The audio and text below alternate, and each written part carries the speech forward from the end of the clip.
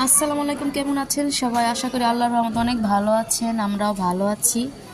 তা আজকে অনেক বৃষ্টি হইতেছিল। তা আজকে সেন্টারে বিয়ে, এই যে বরযাত্রী চলে আসছে, দেখেন গাড়িতে বসে রয়েছে। আপনাদের সাথে অনেক ভিডিও শেয়ার করতে পারি না, কেন বৃষ্টি ছিল এর জন্য।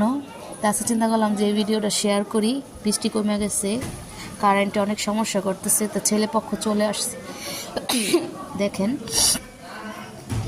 এটা যে ছেলে পক্ষ, ওই যে বর ভিতরে বসে রয়েছে, এখন বের হইব।